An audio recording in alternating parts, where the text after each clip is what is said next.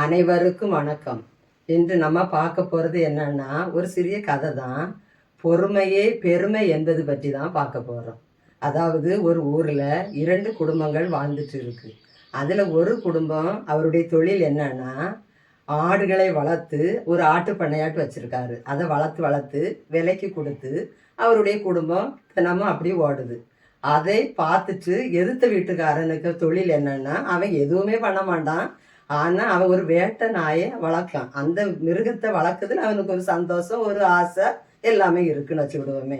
அப்ப என்னன்னா, இந்த ஆட்டு பண்ணை வளர்க்கக்கூடியவனுக்கு ஆடு வெளியே வரும்போது இந்த நாய் வேட்டை நாய் இல்லாவா, அது தினமும் 1-2 ஆடுகளை காலி பண்ணிட்டே இருக்கு. இது நாள்படையே நடந்துட்டு இருக்கு. அதை பார்த்துட்டு இருந்த அந்த ஆட்டு பண்ணை மனசு கஷ்டம் தானே. பொருள் தனக்கு வீடுல உள்ள ஆடுகளை அவன் வளர்த்து வளர்த்து அவனுடைய தொழிலே பொழைப்பே அதுதான். அப்படி நாள்படி இது நடந்துட்டு இருந்ததை பார்த்து அந்த வேட்டைக்காரனுக்கு வீட்டில் போய் சொல்லுகா, ஐயா உனக்கு நாய் நீ கெட்டி போட்டு வாழ. ஏன்னா என்னுடைய ஆடு தினமும் நாள்பட குறைஞ்சிட்டே வருது.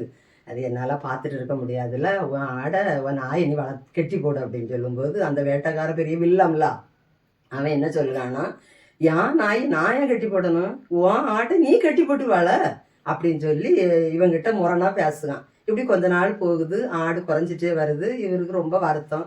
இனி இதுக்கு ஒரு வழி கட்டணும்னா என்ன செய்யணும்னா, அவன் அந்த ஊரில் கொஞ்சம் ஆள் பலம் பணபலம் உள்ளவன் ஒரு குடும்பம், ஒரு பெரிய ஆளுன்னு வச்சுக்கிடுவோமே. அந்த ஆள்கிட்ட போய் இவன் முறையிடுவான், இந்த ஆட்டு பண்ணக்காரன். ஐயா நான் எவ்வளவோ சொல்லி அவன் அந்த வேட்டைக்காரன் வேட்டை நாய் வளர்க்கக்கூடியவன் கேட்கல.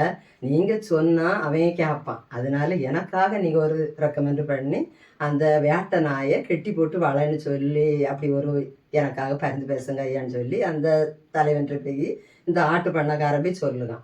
அவனும் சரின்னு சொல்லிட்டு வீட்டுக்கு வாரான். அவன் நினைக்கான், அவனும் வேணும் இவனும் வேணும், அவன்கிட்டையும் விளக்க முடியாது, இவன்ட்டையும் நீ ஒன்றும் சொல்ல முடியாது. அப்படி என்ன செய்யுது, இவன் அமைதியாக கப்பு சிப்புன்னு இருந்துட்டான். இது கொஞ்ச நாள் போகுது. இதுக்கு ஒரு முடிவு கட்டணும்னா இனி என்ன வழி, நம்ம சண்டை போட்டால் பக்கத்து வீடு அவன் முகத்தில் நம்ம முழிக்கணும், அவன் நம்ம முகத்தில் முழிக்கணும். அதுக்காக பொறுமையாக அமைதியாக இருந்துட்டு ஒரு நாள் என்ன நினைக்கான்னா, ஒரு ஆட்டுக்குட்டியை தன்னுடைய மகன்ட்டு கொடுத்து அந்த வேட்டை நாய் வளர்க்காமல அவருடைய பையன்ட்டு கொடுக்க வைக்கிறான் இந்த ஆட்டு பண்ணக்காரன். அதை அந்த உடனே இந்த ஆட்டு பண்ணக்கார பையன் சரிப்பா அப்படி கொடுப்போன்னு சொல்லிட்டு ஒரு ஆட்டுக்குட்டியை அந்த வேட்டைக்காரனுக்கு பையனை கூப்பிட்டு இந்த ஆட்டுக்குட்டி அவன் கையில் கொடுத்து, நீ இது உனக்கு தான், நீ இதை வளர்த்துக்க அப்படின்னு சொல்லி கொடுக்கும்போது அந்த பையனுக்கு என்னடானா ஆசை வருது.